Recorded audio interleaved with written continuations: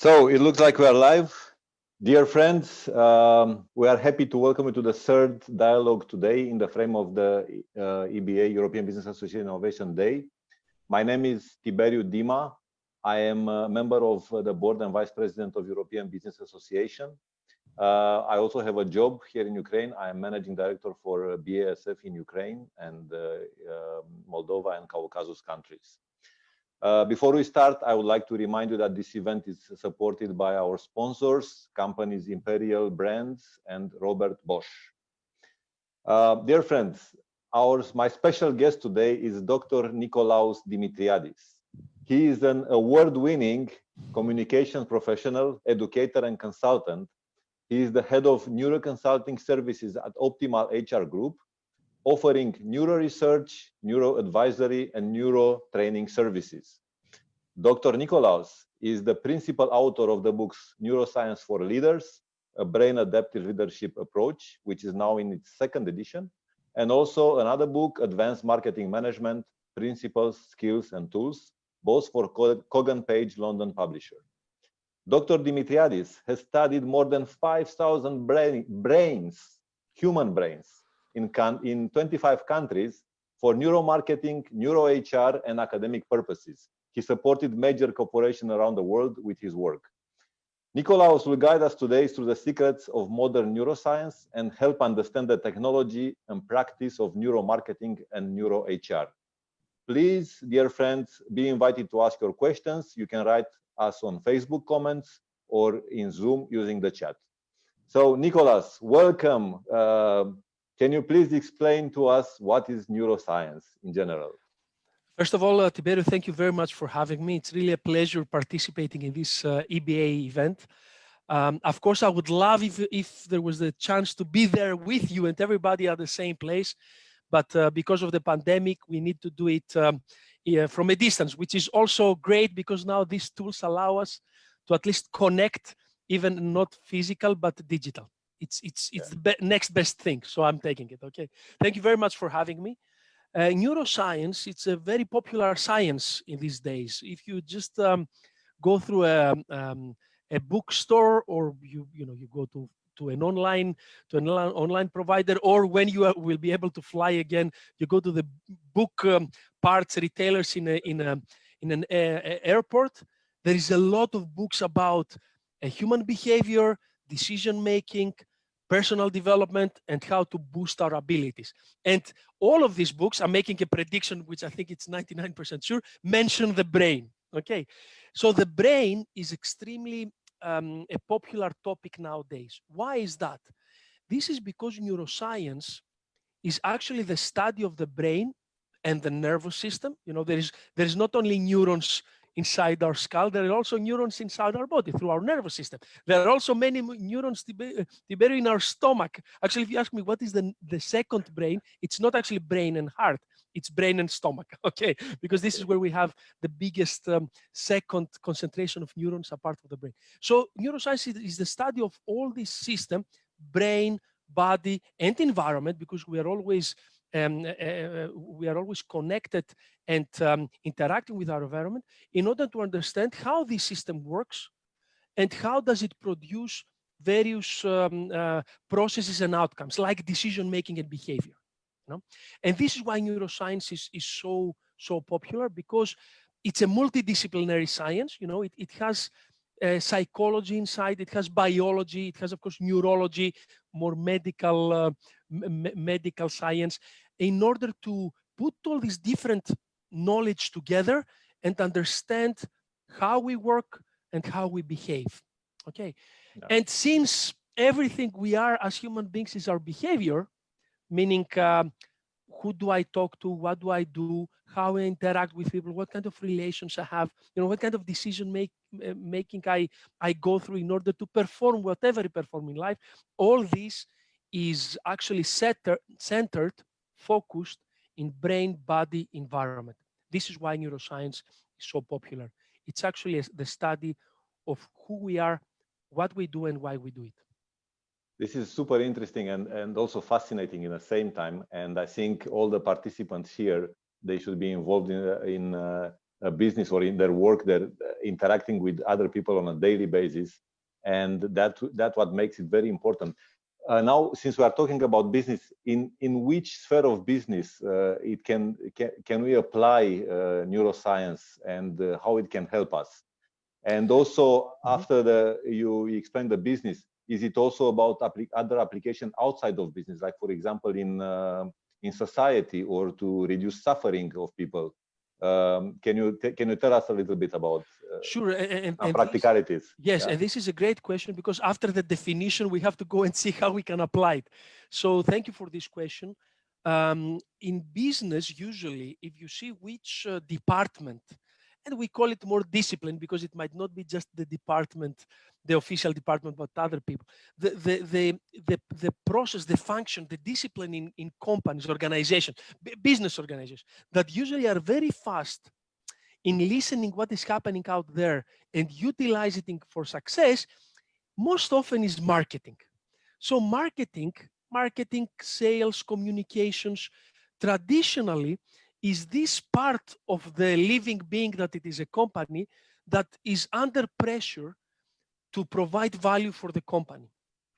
And also it operates inside and also outside, because it has to do with customers, with the real world. So if you look back in many types of technological advancements, and which department in a company was the one that immediately tried to absorb this technology and to transform it into value for company, usually is marketing. Okay, and when I say marketing, I put a big umbrella: communications, sales, etc., events, sponsorships, all the things that go traditionally under marketing. And this was not an exception. So it was marketing that first understood and realized the value that neuroscience is bringing into the marketplace. So we are talking now about 25 years ago, so 1995, 98, that the first neuromarketing ideas started being discussed globally. And the first applications, meaning using neuroscientific technology tools like fMRI, electron cephalogram, eye tracking, and the old biometric that like lie detector that we can wear and learn some of the actions of the body. So it was 95, 97, 98 that marketing started feeling that, hey, here we have something very interesting development. And of course, moving into the 2000s, more and more brands, but also more and more agencies started appearing, offering neuromarketing research services. And now we're in a level where there is almost no country around the world that there is no offer of this kind of services. But it is not only marketing. Marketing is usually leading in innovation. It happened even with social media, with AI. Usually marketing is the quick one to see how they can use it for developing brands and selling more. But not only, Tiberio. Now, for example, one of my favorite applications of neuroscience today is what is called NeuroHR. And we will see some example a little bit later. So the same technologies, of course, different algorithms and different variables, we use inside the company now to measure the brains, not of customers, but of colleagues, employees, managers, leaders, in order to see their reaction according to various things that the employee experience entails, in order to improve it and to maximize output. So neuromarketing was number one. Now we have NeuroHR. There is already books and discussions out there, and some colleagues of mine in Southeast Europe that do work in neurofinance, how the brain reacts to numbers, models, etc. And there is not going to be any aspect within a company that is not going to be influenced by neuro. We already have, and I'm sure that many of the people that are attending here, they know about neuroeconomics, which is the use of neuroscience to understand economic models and implementation of economic policies. So there are already very interesting disciplines and areas where neuro is used. But as you asked me, not only business and finance and economics, applied neuroscience, as we like to call it, is going to revolutionize many other aspects of our socioeconomic and cultural lives. I'll give you an example. There are now museums that they hire neuroscientists to measure the visitor experience to a museum by the viewpoint of the brain of the visitor, and then optimize, create a better experience. There is wine companies that are using neuroscience. I also help them to understand which blends of wine make the brain happier. Education is a big another dear discipline of mine, where neuroscience is going to change the way we teach kids and we create curricula, what is the program of teaching, and in-class experience. For example, there are some already there's some already projects where the teacher has either a phone or a tablet. There is a camera in the class, and the camera is monitoring 6 basic emotions on the face of students, plus 4 basic behaviors, because you can train also algorithms to detect behavior, like I'm studying, I'm speaking, I'm participating, etc. Based on the face expression. Yes, based on the face is the emotions, but the behavior is also the total movement. Could be the total movement of the body. Yes. So the teacher has real-time feedback of what is happening in class, and then he or she can adjust the class in order to fit better the needs of the class. And there are already academic studies that correlate it. So they found a link between emotional engagement of students based on face analysis and how good they perform in the exams, which is unbelievable and fantastic.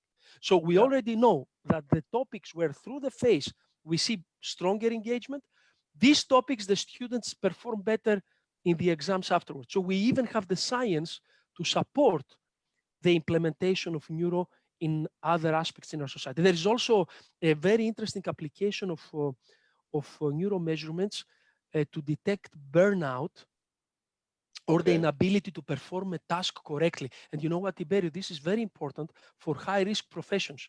Imagine pilots or fast train drivers or heavy machinery operators, where maybe a mistake can lead to a fatal accident. And there is already both studies and implementation of very thin, nice, subtle electron cephalograms that professionals wear in order to make sure that we can detect when, for example, they're too stressed, or too unfocused, and then to make sure that we avoid this kind of accidents of other, difficult situations. So neuro, in terms of findings from the science, which help us understand the brain, but also in terms of technology, what we measure, how we measure, where we measure, is going to have a very wide application in our society. Yeah. Just a quick question on a practical aspect. From what I understood from you, in order to read all these signals from the brain, there is already a capability to do that by reading as you mentioned, the body, the face movement and the body movement. So only with the camera and with algorithms behind. And I think this is all due to algorithms and amazing processing power that we have. There is also another example. I mean, we saw a few months ago the Gertrude of Elon Musk, if you remember, with electrodes into the brain. Can you give us a little bit of practical example how that is done? Yeah. Of course. So what does Elon Musk trying to do with the company is called Neuralink? Neuralink, yes. He invested a few years ago, but now they are reaching some breakthroughs, and this is why he has the press releases. Also very important for startups to have these press events because you attract more investment. Yes, so it's very important. Whoever works in startups understands, even when you don't have anything new to say, you have to say something to keep the investment interest high. But what they're trying to do is in a wider area of activity, which is called BCI, brain-computer interface. And brain-computer interface, which means how the brain and how we can read reactions of the brain. It can be electroencephalogram helmet, it can be face, as you said, it can be voice analytics, can be my heartbeat and my pulse, and all these sensors that collect all this information. It has been already used to optimize the way that people interact with devices. To give you an example, already in the US Army, years now, 3-4 years, 3-4 years we know, probably even before, the operators of drones, that they go in the bomb, they bomb, they're wearing these devices because they found that there is a direct reaction of the brain that, of course, takes time to become action. But if the brain gives signal directly to the interface, then the drone can react faster. So we are trying to bypass the complication of logical and conscious thinking. Okay, and connect directly brain activities and decision making of the brain, or brain reaction, or brain understanding directly to the device. And this has, apart from, we mentioned war, of course, but apart from this, it has great humanitarian utilization. For example, autistic kids that are closer to the autistic side of the spectrum, now they can be supported by computer-based programs with games and images and sounds and movement, that through these technologies we can read the reaction of their brains, and thus the educational or learning program to change real time to fit how the brain processes information. So we are talking about this interaction between what the brain experiences, not necessarily what me as Nikos experiences. I'm a sub-process of the brain. I'm a very small part of my brain. What the brain experiences, and directly to interact with device. So Elon Musk went one step further, and we have such studies before. I even mentioned them in my books, where he wants to put directly, so instead of reading, listening to the brain waves with an electroencephalogram, or reading my face, all this has delay. The brain feels something until it comes to the face. There is delay, there is distortion. So in order to be faster and more accurate, why don't we put an electrode directly on your brain? So this is what he wants to put. He wants to put small processor chips inside the brain. Of course, there's a big medical application of all this in order for signals, decision-making, and intended behavior by the brain to give signals through this chip directly to some device. And you understand the impact of, for example, people that have mobility issues, how they can maybe activate mechanical limbs, etc., etc. But all this is under this umbrella of this interface between not me to say, yes, maybe I would do this and type something. This is too late. A lot of time passed, but to go directly from the brain to the machine and back. Yeah, it's very interesting. This is a very exciting and scary for many people, and I fully understand that it sounds scary, probably. Okay, yeah, it's absolutely very, very, very interesting. I think, would you have some, you mentioned you have something prepared to show us a little bit of examples, practical examples. Yes. In the area, yeah? I would love to. Yes. For our participants to see maybe a real example how this can work, yeah? Yes, I would love to share some examples. And I just want to say that these are from my practice, because for the last 7 years, as you mentioned, I have studied, and me and my teams, we have studied more than 5,500 brains from 25 countries. So we went so far as to Malaysia to do studies, because all these devices are portable. So we really put them in a bag. We go on the plane. 20 hours later, we're in Kuala Lumpur. We do a study for 2 days and come back. Crazy stories, but fantastic research. Actually, that study there was for gaming experience, because there's a lot of also work in neuroscience and gaming. Gaming is a very big industry. But what I'm going to show you, if you allow me, are 3 examples from 3 different technologies. Okay, so let me share my screen in order to show this. That would be great. Okay, great. So I don't know if you can see my screen. Yes. Okay, great. So the first example I will show you is from a technology which is called Electron Cephalogram. Now, Electron Cephalogram is a set of electrodes. Now, when we say electrodes, think of a microphone. So we place small microphones, electrical microphones, of course, on the skull of people, and we show them some stimuli, could be pictures, could be videos, or we put them through an experience. And real time, we are listening different parts of the brain giving signals in terms of electricity. I'm sure that everybody has heard before about the brain waves. You know, we have alpha waves and beta waves and theta. Now theta are very popular, and alpha because of meditation. Okay, so every time that the brain works, there is electrochemical reaction. This is how neurons talk to each other. You know, they send electricity and some neurotransmitters. The electricity that it's emitted from a neuron that is speaking, and of course of groups of neurons and regions, we can measure, we can hear this. You know, we like eavesdropping to the brain. And based on which parts we measure what kind of activity in which brain wave and what kind of activity, we can have some very reliable insights of what the brain said. Did the brain said, I like it? Did the brain say, I don't understand, etc. So what I'm going to show you is such an example. What we are testing here with an electroencephalogram, and I'm a big fanatic with electroencephalograms and my team, because an electroencephalogram is the only device, and you can see one, just give me a second here, an electroencephalogram is the only device which we can call as neurofeedback device or neurometrics, because it listens to neurons. While the others very, very close to the brain and it listens, exactly. It listens neurons speaking, while emotional face, emotional voice analysis, I'll give you some examples by this other it's called DSR or this heart rate and pulse. All this, we call them more biometrics because it's more the body, not the neurons, okay?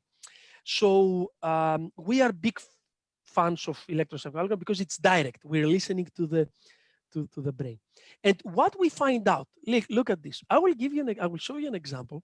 When we were asked by a big European bank to check their mobile bank app. So that, the banks now, especially with the pandemic, how many people do online banking. But the experience matters, because what banks globally have found is that the funnel is how many people download it. With how many people actually use it is not a very good ratio. Many people go on it, they're excited, maybe even they get an incentive to go in, but then how many people actually use it every day, it's less. Now with the coronavirus, the pandemic became bigger, but still it's an issue. So what we were asked to do for this bank is to study with an electroencephalogram the different steps of downloading and first installing and using for the first time the app. This process in banking is called digital onboarding, not only banking. So when you are onboarded, you become a member of the digital family of the app. So these are the results. Now, an electroencephalogram might look very complex, science fiction, Frankenstein. And maybe it sounds too scary to people. What are you going to measure? I'm a marketeer. Should I go now and study and become a neurologist? Of course not. Because the results you get are extremely simple and direct. So all these electrodes and cables you see, in neuromarketing, mostly we measure three things. And you get these three scores. It cannot be more simple. Okay, so this is why we always try to educate people. Say, don't be afraid of neuro. You don't need to know anything about brain waves, electrodes, prefrontal asymmetry, and all the crazy things that in science we talk about. What you need to know, and what you will get, is that you will get, did the brain like something or dislike?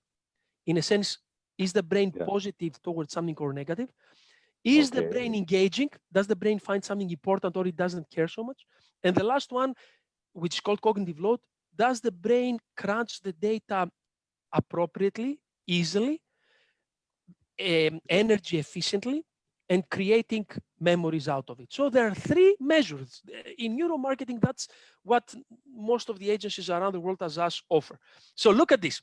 The app had 12 steps in order from finding it in App Store, or Google Play, till the moment that you were ready to go. 12 steps. And you see here how the brain reacted in every step. Now, the blue line is the total sample. The orange line is female participants, and the gray line is male participants. You will see that in step 11, something happened, and the likability, valence called likability, or positive versus negative emotions. You will see that there is a big drop, a substantial drop of likability of the brain. So the brain disliked very much step 11, While when they ask for their birth date, probably. Okay, you're very close. Listen, you're extremely close. And if you see engagement a little bit below, you will see that not only the female brain, the brain of the female participants disliked a lot this step. It had a drop, I would say. I will not say disliked a lot because it's still above 0. So it's still positive, but we had a clear drop. But also engagement, which means the importance for the brain, increased substantially. Yes. Listen, what was this step? On the 10th step, so one step before, the app was asking you, please take a selfie for security reasons. So you were taking a selfie. On step 11, the app asked you, should I keep the picture? Do you like it? So in a sense, do you look okay today? So the female participants, their brains, big drop. Male, hey, I'm okay. I look okay. I look good today. And look at the importance. The importance is huge. So it's very interesting. And you know, Tiber, what is the amazing thing is that when you ask them afterwards, because we always have interviews or questionnaires in order to compare conscious with non-conscious performance of something, and it never matches. It's around 20% that what your unconscious brain says agrees with what your conscious brain says. So there is no agreement. Sometimes it's exactly the opposite. Okay, good. Yeah, very interesting. Yes. And this is the value. And this is the value of neuro. Yes. So and look at the third one, which is cognitive load. How easy or difficult the brain understood. You will see that the brain of the female participants understood it much easier than the male brain, because the orange line is below. It means it crunched much easier, with much less energy, the app process than the macho male that say, I know technology, and all this. Actually, the female brain was much more efficient throughout the process. Fantastic stuff. So these are actually the measurements of neuromarketing. And this is what you see in 99% of cases. Of course, there are many other measurements, but the majority of agencies around the world, they offer either these 3 or 2 out of 3. So actually what you see as a brand owner is very simple and specific results. No brain waves, no. Now, of course, we measure this 500 times per second. And that makes it complicated. But that's what I'm doing. Now, the second technology I wanted to share, it's eye tracking. And why it's important to combine electron cephalogram or motivational reading with attentional reading. So you need to know what the brain is looking at and how the brain decides about this, positive, negative.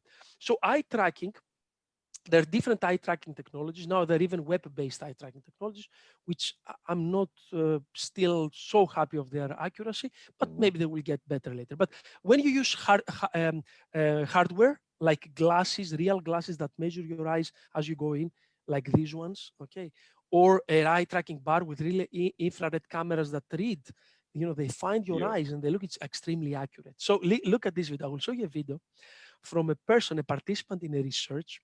This is in Bulgaria, in Sofia, where an FMCG brand, actually an ice cream brand, was our client. And you will see this person approaching the till, the cashier, and there is a small, the small fridge of ice cream next to the cashier. And he chooses the ice cream and continues. The video is around 11 seconds. And you will see a small circle, which is the focus of attention. What the brain sees, not what you see. The brain sees much more what you see. Tiberius, your eyes move 3 to 5 times per second. Even when you're looking somewhere, you look somewhere, the brain has to check all around. Okay. Look to how many places the attention will go. More than 60 places. Okay.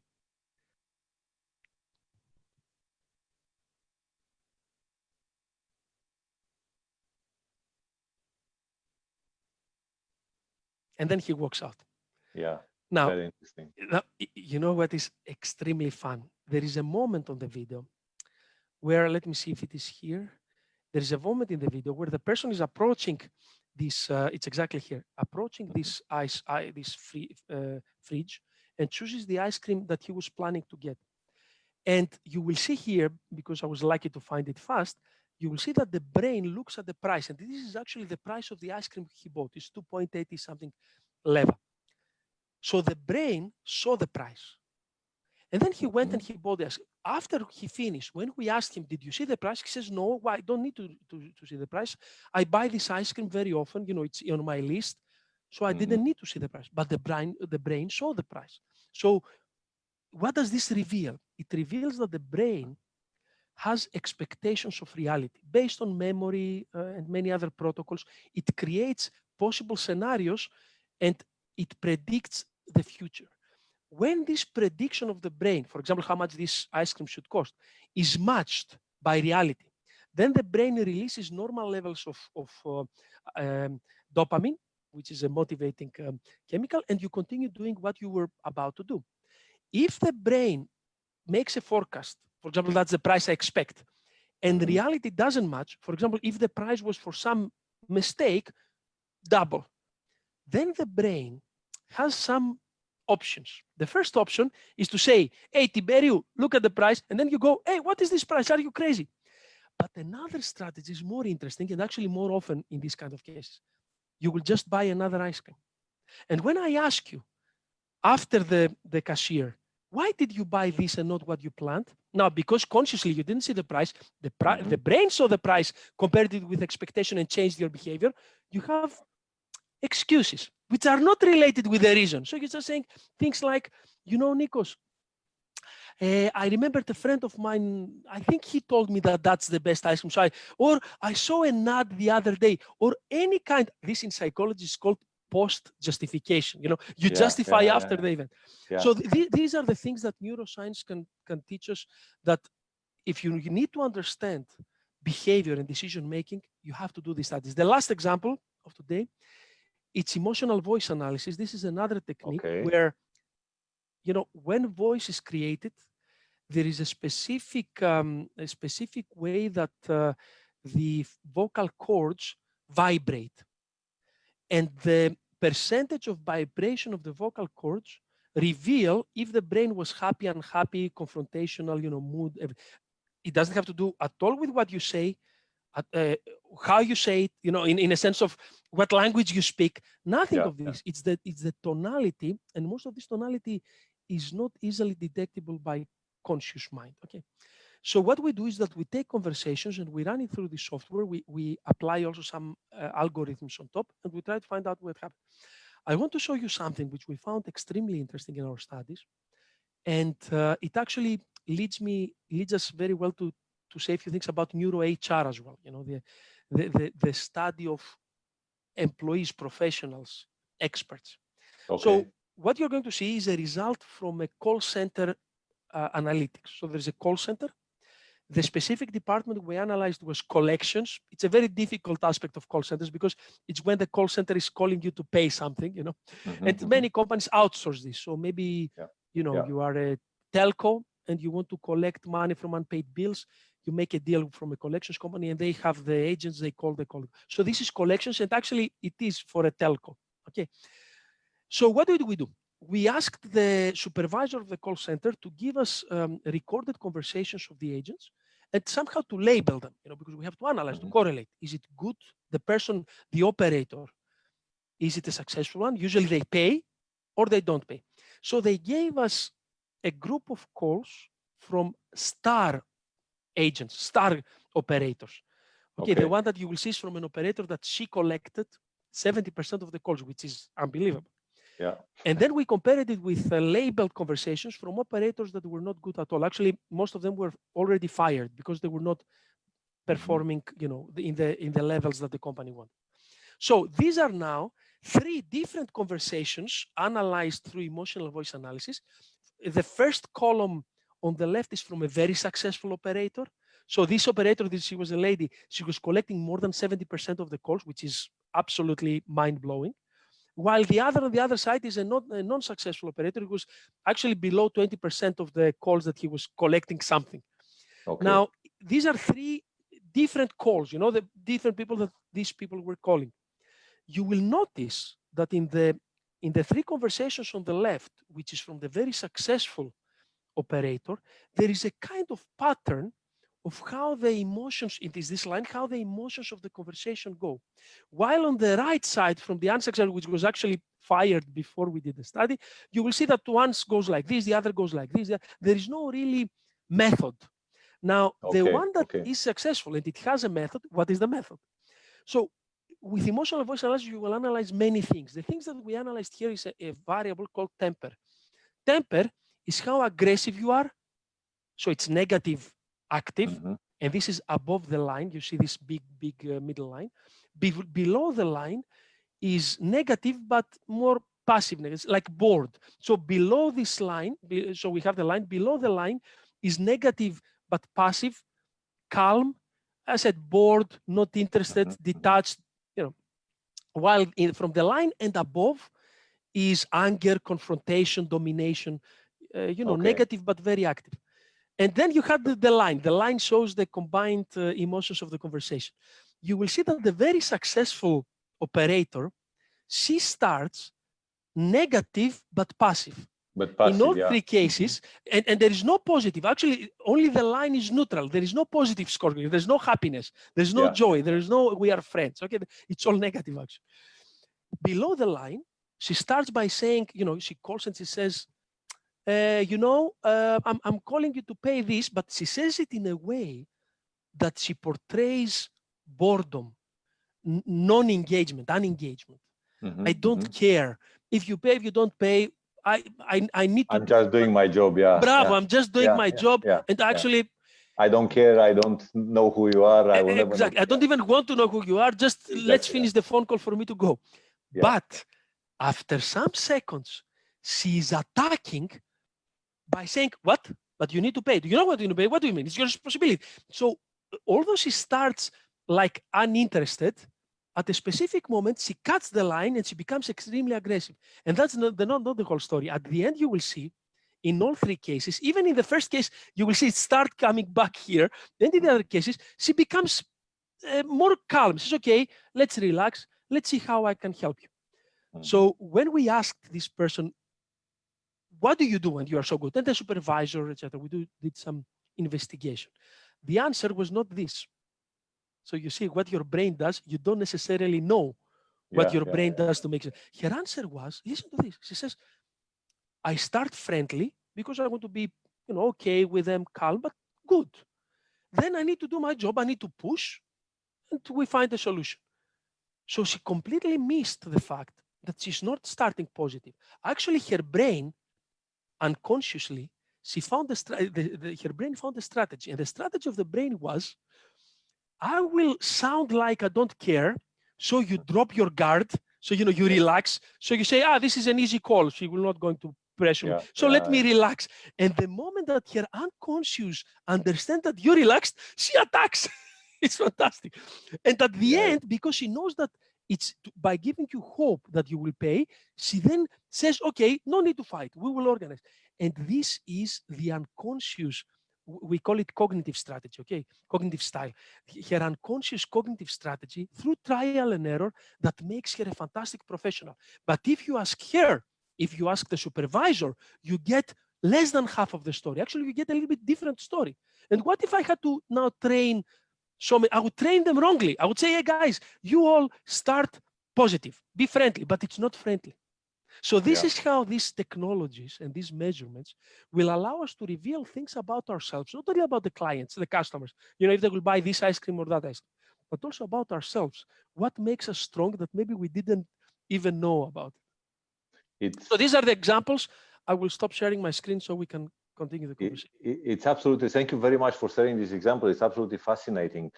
When you were presenting, I was going back in time when I was a marketeer for JTI, for example, for the cigarettes company, and also for the cosmetics. And I remember doing these focus groups where you have a psychologist interpreting all the emotions and so on. And people only by being in the focus group, they are not themselves. So you have to take everything there with a big grain of salt. And now with this technology, which from now on can only become better and better and more accurate, you can really get very objective insights of what's really going on into our brains. I'm also thinking about when you think yourself as self-development and you want to understand who you really are deep yourself. I mean, many of us would like to know ourselves better, yeah, so we can make the maximum out of us. And also you can use it at home at the end of the day, such kind of technology to get to know yourself better. It's amazing. Yeah. I'm so happy you said this, because we are entering a unique era in human history where technology and science allows us to measure things that were unmeasurable before. For example, I cannot ask you, Tiberio, what did you notice in 0.2 seconds? You don't have this experience consciously. Yes. And this technology, this we call it the emotions technology. And these things are part of what is called emotion AI technology, is that we can place such sensors in all the activities of human life. You said home. What if I call, I call my friends, I talk to my family, maybe I shout at the screen, if I watch some, sports, and then I get a message on my phone that says smartphone, it's a smart house that says, Nikos, the last week, your tension has increased, your aggressiveness has decreased, you focus less, so please take care. This is, regardless how scary it can be sound, this is extremely empowering. Imagine this in companies, for example, for team. We are the only agency in the world now that we measure through an encephalogram things like your level of empathy, your resilience, your mindset, creative problem solving. You just wear a hat. Okay, this cap, you sit in front of a laptop, we ask you to do something, and in 5 minutes, we can tell you how your empathy is strong or less strong compared with your colleagues. This is where we are getting. And we must prepare for that.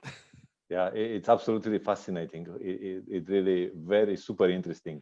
Now we have about 4 minutes left from our time. So 2 questions, very brief. Yes. I would assume the accuracy of technology is getting better and better. How would you measure it at this point in time? Where are we? That's a great question, Tiberio. There is still issues about it, as with every technology. There's no perfect technology. There are many studies, one some years ago, and one actually it was published a few days ago, where they gave the same neuro data to different teams to analyze, and they had completely different results. And this is because, unfortunately, there is still a lot of islands of software variables, and there is no a global agreed protocol of what something says. So we need to move towards better coordination of the research teams, both in academia and in business, because the same happened in marketing. They gave consumer data to neuromarketing agencies, and each one found different results. So it's very important to make sure that the people we use have great technology, they know what they're talking about, they have the right software tools and algorithms. And of course, there must be a better international collaboration. And there is now the European, for example, human brain project. There is the Brain Initiative in the US. There is the China Brain Project. I think we will see more and more consensus in these things. So yes, there is still things to do. And the last question, and then I think we have also a question from the public, yes. But the last question from my side, ethics. This kind of technology in the wrong hands can create damage, probably. I don't know. How do you feel about it? Yeah. This is one of the first questions we get, and it's an extremely valid question. The issues of personal data. Issues of, do I know that I'm being measured? For example, giving permission. Okay. For example, there was a case in Italy where in the train platforms, before you enter the train, some of the we call them totems in marketing. These heavy billboards that you can change by advertising. They had a camera that was measuring emotional facial analysis, and people didn't know about it. It created a problem. Or in China, where schools, apart from what I said with the camera, they were actually wearing Electron Cephalogram to people. They measured 10,000 students with Electron Cephalogram, and some of the parents, of course, reacted. So I think that with like every technological innovation that humans create, there is education, there is learning, there is collaboration, there is legal issues to catch up. So all this I find extremely normal, that we must have a learning, coordinating, and development period where we need to find out the answers to these things. Some answers we have, some answers we might not, but we're getting there. What I know is that when humans develop a new technology, we will use it for sure. We have to. We cannot go back before the wheel, for example. We found the wheel. We cannot go back. We will use it. We need to coordinate in a global collaboration project to make sure we apply it in the best possible way. Yeah, thank you very much. I'm personally convinced all these technologies will be way on the positive side and will support us humans become better, understand ourselves better, and so on. I'm always very enthusiastic and very positive about these technologies. I agree fully. We have one question from the audience, which I have to ask you because it's a very interesting one. Will this technology allow us to read each other's minds? Excellent question. For the time being, we don't measure minds, we measure brains. So if the mind contains the words, images, and feelings and opinions and thoughts of yours, this is not something we read now. What we read is the processes that might create this. So it is much more fundamental baseline measurements we make. But if you see in science, what predicts better your behavior, the measurement of the brain processes or what is in your mind? Or what, and I say here because most people globally, if you ask them, where are you in your brain, in your head, they usually point in the middle of this space. So somewhere, everybody has a sense of space in there. So if you compare what you say in your mind, you see, or what the brain does, and I try to correlate with your actual behavior, it's not even close. What your brain does and says predicts much more. Now, this does not mean that slowly we'll not be able to reading minds as well. There was a study, for example, that found out that more and more, and I have it in the second edition of my book, words, specific words you use can actually be detected, okay, by emotion AI and by the technology we use. Also, images. There is a guy that trained an AI algorithm based on your thoughts, to go on YouTube and into photo galleries and search images that look like the image you are thinking. And the accuracy is, it's getting better, 60% accuracy. So although up to now we are reading brains, not minds, I'm sure this is not too far away from now. Yeah. Nikos, thank you very much. It was fascinating. You are full of passion and energy. I can see how much it's your life work, this neuroscience. I have dedicated the last 15 years of my life on this. On the brain, yeah. It was really an honor to have you here with us today. Very insightful. I will personally follow you and your work. Thank you. And I hope also the audience enjoyed the session and everybody has its own takeaways on that one. Thank you very so much. Thank you everybody for participating, and we wish everybody a good rest of the day. Okay. Thank you, Nikos.